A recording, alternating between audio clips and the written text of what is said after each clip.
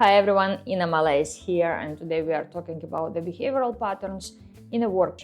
And today I'm bringing you the part of the behavioral research I have completed recently in Babel, in my company, where we are trying to understand what are the behavioral biases in the workplace and why women behaving or misbehaving on the perception of different categories of people in the organization, and where the whole principle of diversity and inclusion and gender-included businesses, where it went, as I found it slightly counterproductive to where we should be. It's not about the competition between women and men.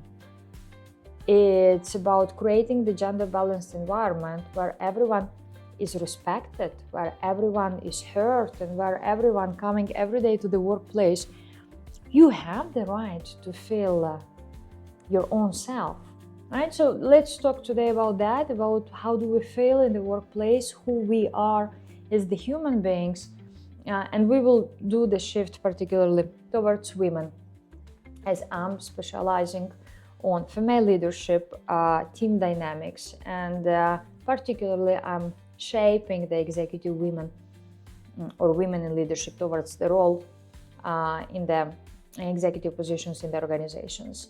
There is this subtle tension in the way we talk about the gender balanced leadership, and the conversation often drifts towards the opposition, as if empowering women somehow diminishes men. True gender balanced leadership is not about the competition. It's about the complementing the characteristics of two genders into bringing them into more cohesive and more efficient way of how actually you can create the environments where people thrive and the environments where everyone is heard. It's about acknowledging biological, physiological, and behavioral differences that exist in the workplace, learning them and knowing how to work with them, knowing how to approach the opposite gender, not from the perspective of the physical differences. We are all different. I have released recently the article, and this is where will be specific topic we will be talking about today. The silence doesn't come from the lack of leadership. Silence comes from fear of backlash. Silence comes from the reaction on how we are saying the things, not necessarily what we are saying.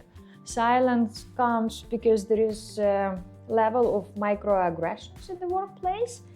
Could be subtle, could be quite open, that express towards women when they try to position themselves or to tell what exactly they think and what the decision should be made, right? We moved from home to working in the factories, to rigid time discipline, to the control of the processes, and then again, men moved out of the house, women stayed in the house to take care about the family, to take care about the domestic stuff, to take care. Women were not equal in terms of the perception of competency, and because men entered the workplace first, obviously they were considered to be smarter, to be more productive, to be more decisive, and then the places that women had were minimized by some administrative. There was the perception that she's not capable to do more. She's capable to take care about the home,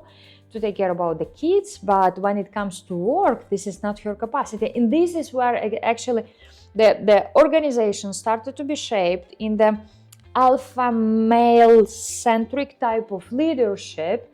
And when women started to get into the organization, sooner or later in the bigger quantities, and especially that happened during the time of Second World War, places should have been replaced by women, because obviously we had a lot of loss of human loss in the war, and that created workplaces for women.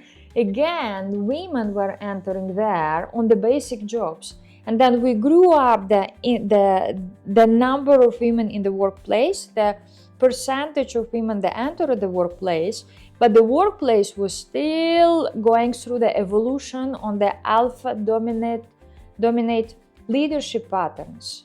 So we, as the women, we were entering the workplace, but we never had the chance or even the consideration to create the guiding principles of that workplace, because we were the secondary citizens in these workplaces. Cold War, women entered massively the workforce. Massively, I mean more than it was before, because the workplaces have to be replaced by women because of the shortages of men after the war. But then actually in the second part of 20th century, the equal right and anti-discrimination waves or movements started to appear across the globe, especially in US, the big thing obviously, but across the globe, and that created that wave of feminism. So today, again, going back from history, on nowadays in the working environment, when we talk about female leadership, unconsciously, in many minds, both women and men, that this female leadership is associated with aggressive feminism. Now, the question, have we ever tried to change this perception of feminism into something that is healthy?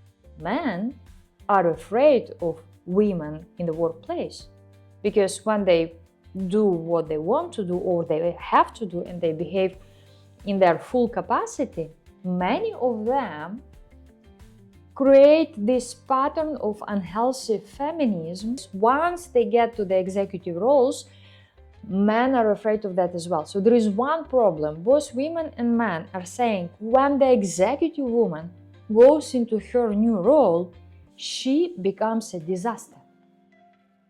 With this feminism and I'm the queen, I've got here, that was difficult for me, look at what kind of career path I made, so now it has to be difficult for everyone.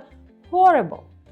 And this is the pattern of this unhealthy, toxic feminism that was created as the movement across different geographies in the second part of 20th century. Did we change that? No. So obviously today, when we talk about the silence behavior in the workplace, smart woman, when she is in the meeting, she is silent because first, if the organization is male dominant and there are still alpha male leadership patterns of organization, what's the point for her to speak? Explain me. What's the point? Because the decisions were made already somewhere in the golf field. And if she starts pushing for her own opinion, expressing what she believes is right, and the decision that has to be made here, she will be judged for the aggressive femininity in the workplace. What's the point to speak? The decision is made, and whatever she says, it doesn't matter. What matters is the way how she is. So when will be that moment when the shift will happen in the organizational culture, where we will understand that the being feminine in the workplace doesn't mean being toxic. When we understand that when men are trying to explain and deal with female part of leadership, this should not be the competition, but that should be the complementing of the forces and the capabilities in the workplace. Who is responsible to change that? People and culture, human resources, you name it, women, men. The change should happen. It's not happening yet. I see these toxic behaviors, patterns, conflictual situations across different organizations where I work as the consultant, where we talk about the gender balanced leadership in the workplace. Horrible. So the question for those of you who are watching that, who is responsible? Where do we go? And even when I talk to different organizations and I tell them, look, this is the inside, they tell me, some of the people, especially in the HR field, they tell me, yeah, we know. So when I ask, what do you do about that? But there is no need to change anything. And when we go high, in the hierarchy of the organization, this is similar, the same thing. The boss, predominantly male, is saying, don't see the point why we should change anything. Yeah, we have more men, we are trying to bring women, we are ticking the sustainability boxes, ESG, social sustainability, we promote women, we fix women. And then women actually don't want to be promoted just being ticking the box in the system because they are competent and they deserve this position. It's not that they grow the ladder of the organization just because she is the woman. This is offensive. You should not do that just to tick the sustainability boxes. She is capable, she is confident, she is knowledgeable, she is empathetic, she has strong leadership capabilities. Don't compare her to men or try to fit her into the system. She has her own set of skills. And this set of skills complementing or very different to male set of skills. But because the whole system is designed in the alpha male culture and leadership attributes, you try to fit her into the male system. When do you create the system which is gender balanced? Here is the question, right? Okay, so the femininity, toxic relations, not understanding where there is a balance between both. These are the things that we're going to talk about. These are the things where I work with the businesses on the consultancy side. And then actually there is a lot that sits in the side of the emotional intelligence, or I call it emotional agility. Emotional intelligence is when you understand and manage your own emotions. Emotional agility is when you manage the emotional relations with others by managing your own emotions first, right? This is what is the energy you're expressing and how you build these relations. Okay, let's go next just to complete on the on the side of female leadership. There is a very subtle nuance here that we need to take as the one of the key insights of this video. We did not replace alpha leadership, we expanded around it. The shift did not happen because women fight harder. It happened because economic complexity exposed the limits of alpha male leadership and now require the insertion of female patterns of leadership into the cultural, organizational strategies and performance measures of different workplaces. Even today, many organizations still equate leadership readiness for those who need to go to the top with the speed, with the ability to solve the problems, with the capacity to take risks. We do the performance measures based on the skills and attributes such as strategic thinking, result orientation, problem solving, risk taking, stakeholder influence. So the interpretation of these executive competencies mirrors this historical alpha male prototype of leadership. The structural double bind when they say be bold and then you risk to be labeled too much.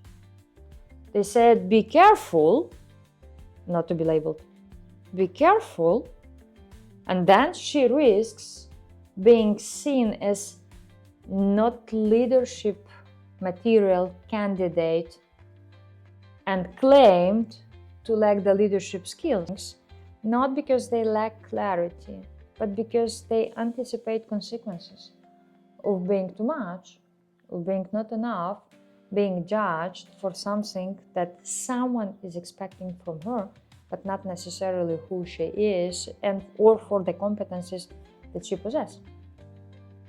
When half of the room is calculating consequences before contributing, there is a problem here.